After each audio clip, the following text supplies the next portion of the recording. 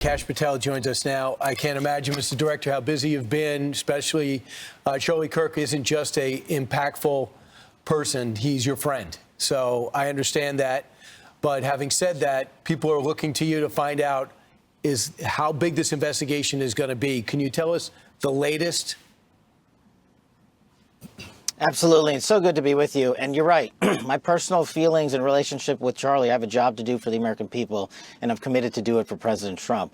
We flexed all resources the FBI had and surged multiple air assets as soon as this shooting occurred. We were cycling in agents, evidence response technicians, hostage rescue technicians, and special operators in and out of Utah, cycling evidence back and forth on these FBI planes as soon as we could so that there was no delay. And what we did once I got there, along with the deputy on the ground around 5 p.m. local on September 11th, was walk the entire crime scene, including the foots the suspect himself took. And what we learned was there was evidence, DNA evidence that could be collected and had been collected, including a screwdriver that was found on the rooftop. Also, we went over to the scene in the wooded area where the firearm was discarded. And the firearm had a towel wrapped around it. It's important. I'll get back to that later. I even walked into the wooded area in the ravine, so I knew from my investigative experience what I could bring to the table and what decisions I needed to make. And having the support of President Trump and the full support of the White House was what we needed for these resources to happen. And I can report today that the DNA hits from the towel that was wrapped around the firearm and the DNA on the screwdriver are positively processed for the suspect in custody. So, Mr. Director, that is vital. That is breaking news and vital information, because now you have the casings for the gun. So you connect the gun. Now you got his DNA on it. That's huge. But I also want to get to another part. I just got to interrupt. Sorry, I just got to interrupt. We have the DNA on the screwdriver that was found on the rooftop and the towel that the firearm was wrapped in. The firearm itself, this is a great point. Thanks for raising it. Yeah, no problem. That is being processed by ATF laboratories in Maryland, and I believe they'll speak to that at a later date when their process is incomplete. But I just want to let you know the FBI handled the screwdriver and the towel found on the scene. That is important clarification, Mr. Director. I want to get to the 20 members in that group chat. Have they been brought in from questioning? And the group chat that from our reporting that we're hearing is from after the assassination. Do you have the messages from before the assassination? Well, let me take a step back and tell you what we were doing while we were there and how we were led to the suspect so that this all fits into the puzzle. We, as soon as we learned of the shooting, we were able to, I think Charlie Kirk was shot at 12:23 local time on September 10th. By 12:39 p.m. local time, FBI assets were on scene securing the scene. We then launched at 10 a.m. the next day the first images of the suspect. Myself and the deputy arrived at 5 p.m. local time on September 11th. And then what we did was decided to have a press conference at 8 p.m. local, where we issued for the first time FBI obtained video footage that we seized from the security camera surveillance system and new images, enhanced images. I decided to release immediately to the public because we were working with the public and the media to find this killer. Shortly after that 8 p.m. release, at 10 p.m. local time, the suspect was in custody. Why? Because the father informed us, pursuant to an interview of him, that he looked at the video that we released that evening and the enhanced photos and identified the suspect. That's how fast the FBI was working to put out information in real time. And for a comparative sake, the Boston bombing, the FBI didn't release images for 3 days. We know we didn't have 3 days. I made an executive decision on an investigative and operational need, and it turned out to be the right move because the men and women of the FBI said that's what we should be doing. Yeah, we knew when that video was released, we said it here on Fox and Friends, someone's going to recognize this person because someone was friends with him, his family, someone knows this guy. Those images were crystal clear. Tell us what you know about his background, his childhood, his father who had to turn him in. And I'm sorry, I didn't mean to ignore the last question. Going back to the group chats real quick, there's more than 20 individuals. But this is a great point. I want to lay out how this works. People think we can just get in these group chats and immediately find out who's in them. We, the FBI, are the investigatory body supporting multiple prosecutions and ongoing investigations. And that's another point. Our investigation at the FBI is ongoing. And there are scores of people in this Discord chat room. But we have to effectuate legal process. We have to go out there with search warrants so that if prosecutors want to later use this evidence, it's not tainted by being illegally obtained. We, the FBI, are running the investigation pointedly on the Discord chat group. There are scores of individuals that are going to be spoken to. There are also lots of family members and friends that have already been spoken to. And one more point on forensics.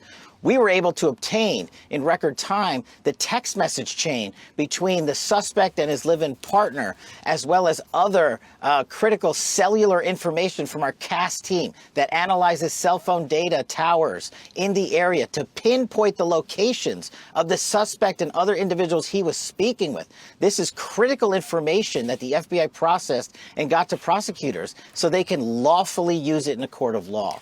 And our investigation, our interviews continue, but we've learned some shocking things when we spoke to his family and friends as well. You want to share them? Those shocking things? Sure. And my job as FBI director is not to speak to motive, is to speak to the facts. And that's what I'm going to do. His family has collectively told investigators that he subscribed to left-wing ideology, and even more so in these last couple of years. And he had a text message exchange, he the suspect, with another individual, in which he claimed that he had an opportunity to take out Charlie Kirk, and he was going to do it because of his hatred for what Charlie stood for. Those are factually accurate investigatory findings by the FBI that we've handed over to the local authorities and the federal authorities to make their prosecutorial decisions. But I believe in this instance of such public importance, the public has a right to know. And I've told you I'm committed to transparency, and that's what I'm doing here today. Why didn't that person that he was talking to, why didn't that person say something? Our investigation is ongoing. That's a great question, and we don't have an answer on that just yet.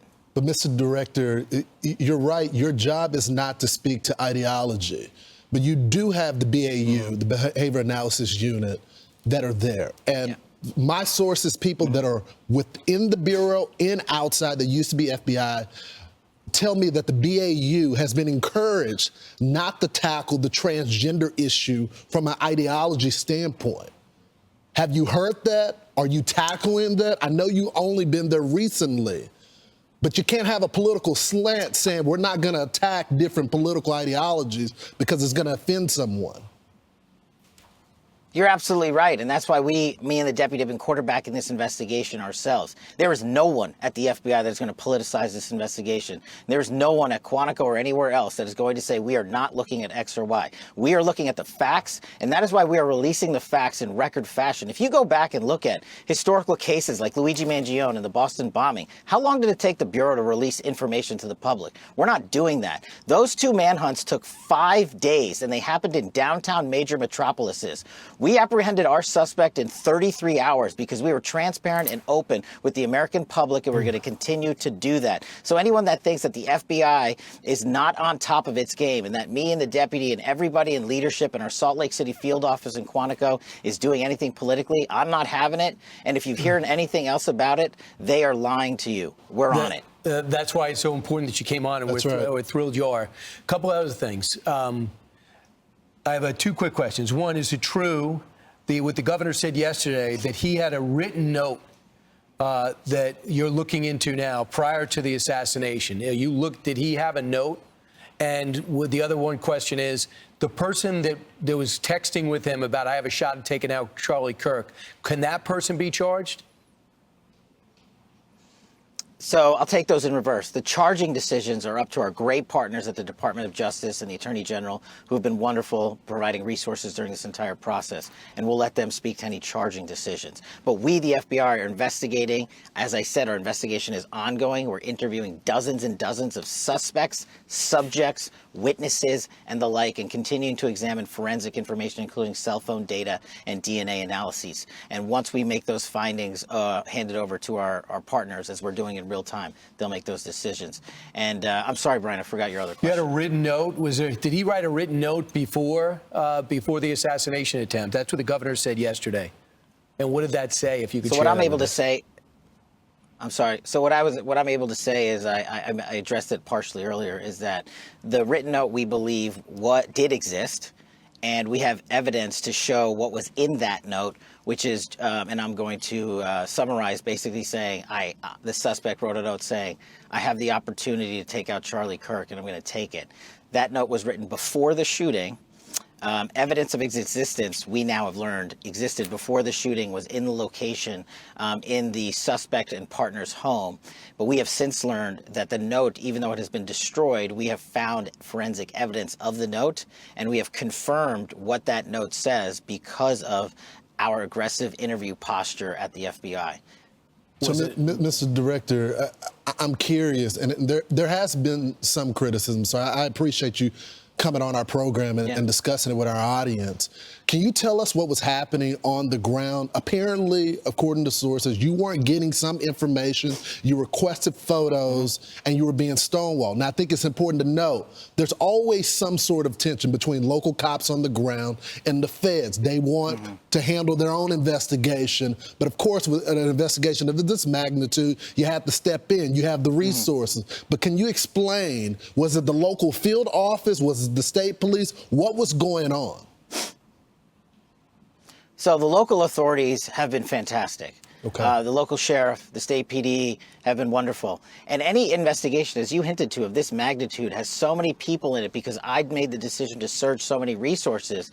And to get the information up to me was of the utmost priority. So I worked with my team to say, hey, there's not going to be any delays. We're not going to do it the way we normally do things. So the only thing that people were doing at the FBI was how they knew how to do things. I had to expedite that process. That's my job. That's what I thought this case deserved. And that's what this case was rightly calling for. So I made the tough calls.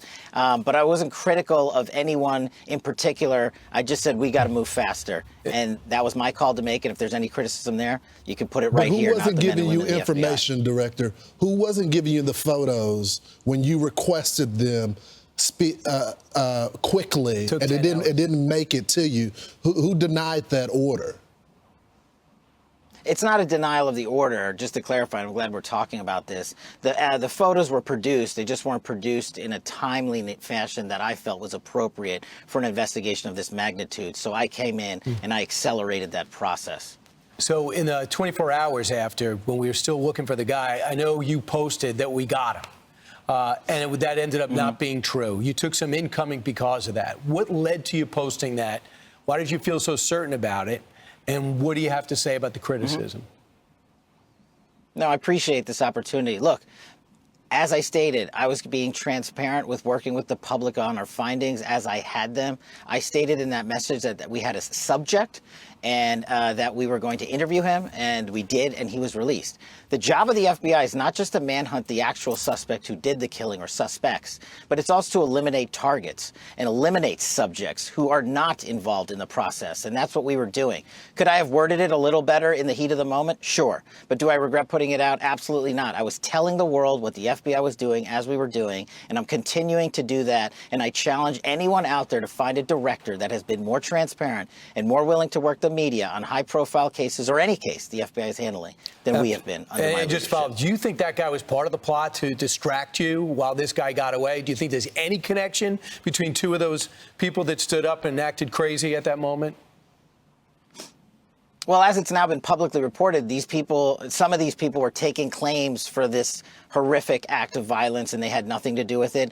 Others were working what we call a daisy chain analyses, and this is where the cell phone data dumps are so important. We're seeing who talked to who, not just in chat groups. We're seeing who texted who was around who. We're using our geofencing capabilities to map out exactly where individuals were, and then we're also getting into their personal cell phone information to say, were you calling so-and-so? Were you texting so-and-so? And we know the suspect was communicating with folks, but as I've said, that cell phone tower information, you got to get it the right way, with search warrants, with lawful authority, so that our prosecutors can use it in court for whatever investigations they decide to prosecute. Kash, he's not saying a word. He's not admitting it. Is he remorseful? And what happens to him? Does he get the death penalty?